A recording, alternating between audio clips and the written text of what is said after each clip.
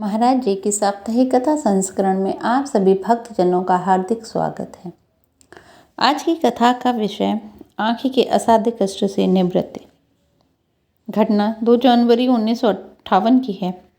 श्री केहर सिंह उत्तर प्रदेश सरकार का लड़का लखनऊ में घर पर ही अपने भाई के साथ अखरोट से टेनिस खेल रहा था।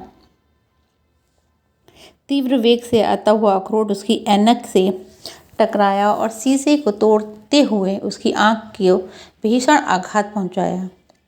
शीशे के अनेक छोटे बड़े कण उसकी आंख में घुस गए और खून बहने लगा। लड़के को तुरंत मेडिकल कॉलेज लखनऊ ले गए। वहां डॉक्टर मेहरा ने जो भी चिकित्सा उचित समझी वह कहकर विदा कर दिया कि ऑपरेशन करने से आंख को खतरा है। आपने सीतापुर अस्पताल के डॉक्टर को भी दिखाया पर उसकी भी यही राय थी। शीशे के कण उसकी आंख में ही रह गए। लड़के ने एक आंख जम से ही खराब थी जिसे यह इधर उधर घुमा भी नहीं पाता था और 5 फुट से दूर की वस्तु को वह उस आंख से स्पष्ट देख भी नहीं सकता था। इस आघात से उसकी दूसरी आंख भी बेकार हो गई।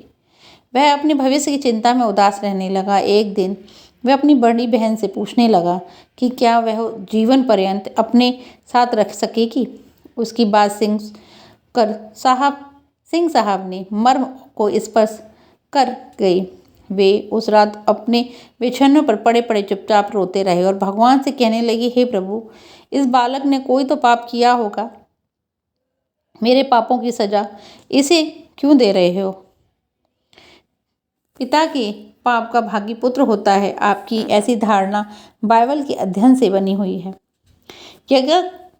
एकाएक उस जोड़े की अर्धरात्रि में आपके टेलीफोन की घंटी बजने लगी। आप उस समय फ़ोन सुनना भी नहीं चाहते थे और आपने बाबा को अब तक याद भी नहीं किया था, पर आपकी पुकार बाबा भगवान ने सुन ली। यह फ़ोन उन्हीं का था जिसे वे भारतीय स्टेट बैंक के मैनेजर मल्होत्रा के घर बरेली से कर रहे थे, जहां उनके भक्त श्री पूरन चंद्र जोशी जी भी उपस्थित थे। जोशी जी बताते हैं कि बाबा कंबल में अपने को ढके हुए कुछ देर गंभीर और मौन बैठे रहे। फिर एकाएक वे चिल्लाने लगे, केहर सिंह रो रहा है, फूट गई उसके लड़के की आंख। और तुरंत टेलीफोन उठाकर सिंह साहब से बोले, केहर सिंह क्या कर रहा है? आपने उत्तर दिया, कुछ नहीं महाराज। बाबा कहने लगे, झूठ बोल रहा है, तू तो रो रहा था। तेरे लड़के की आंख फूट गई। उसे सीतापुर मत भेजना, उसे अलीगढ़ डॉक्टर मोहनलाल के अस्पताल में भेजना। आपको ख्याल आया कि डॉक्टर मोहनलाल श्री विनोद चंद्र शर्मा, सचिव चिकित्सा विभाग उत्तर प्रदेश के मित्र थे। आपने उस अस्पताल के एक कमरे के आरक्षण के लिए उनसे फ़ोन करवाया था। डॉक्टर मोहनलाल बोले, केहर सिंह कैसा आदमी है? कमरा 3 दिन से आरक्षित है और खाली पड़ा हुआ है, मरीज को भेज नहीं रहा। आपके यह बताने पर कि इससे पूर्व आपने कमरे के आरक्षण के लिए कभी कोई प्रयास नहीं किया, डॉक्टर ने उत्तर दिया कि आपकी ओर से एक आदमी उसे आरक्षित करा गया। वह आदमी कौन था? सिंह साहब का विश्वास था कि वे महाराज के अलावा कोई काम हो ही नहीं सकता। उसी दिन रात की गाड़ी से आपने अपनी पत्नी और लड़के को भतीजे के साथ अलीगढ़ भेज दिया, जिसका स्वागत स्टेशन पर डॉक्टर ने स्वयं किया। डॉक्टर ने उस लड़के के संबंध में 7 विशेषज्ञों की एक मीटिंग बुलाई।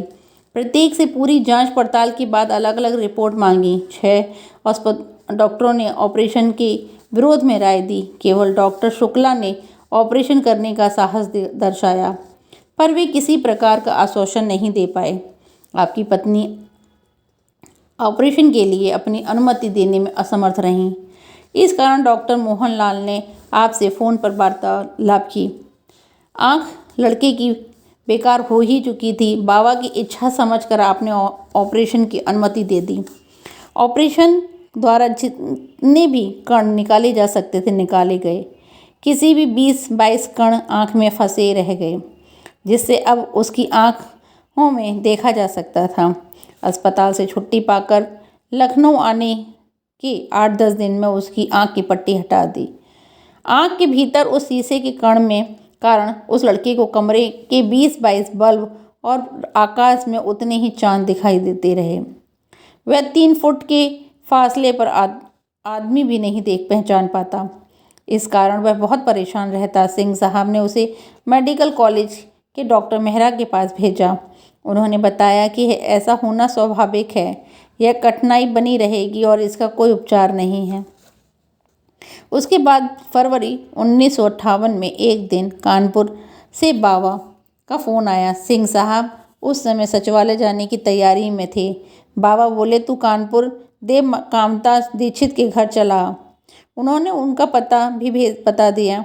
आप अपनी कार से कानपुर के लिए रवाना हुए और कुछ अज्ञात प्रेरणा से आपने उस लड़के को भी अपने साथ ले लिया। वहां पहुंचकर बाबा के चरणों को नमन करने के लिए आप सिर झुका ही रहे थे कि बाबा के पास खड़े उस लड़के का हाथ पकड़कर अपने करीब ले लिया और दाहिने हाथ की उंगली से हथेली को दबाते हुए ये बोले, हमने तेरे लिए केहर सिंह को यहाँ बुलाया। सिंह साहब नमन कर उठे ही थे। बाबा ने उन्हें काम पर जाने का आदेश देकर तुरंत विदा कर दिया। इस घटना के 7वें दिन लड़का प्रसन्नचित्त हो गया। अपने पिता के पास जाकर कहने लगा, बिना ऐनक के उसे सब कुछ स्पष्ट दिखाई दे रहा है। सिंह साहब ने उसे किताब पढ़ने लगा। उसकी आंख में न किसी प्रकार की विकृति थी, न भद्दापन, ऑपरेशन के निशान भी नहीं दिखाई दे रहे थे। 2 जनवरी 1958 के दिन चोट लगने से पूर्व जैसी उसकी आंख की शक्ल, सूरत और शक्ति थी, बाबा उसकी आंख को उसी स्थिति में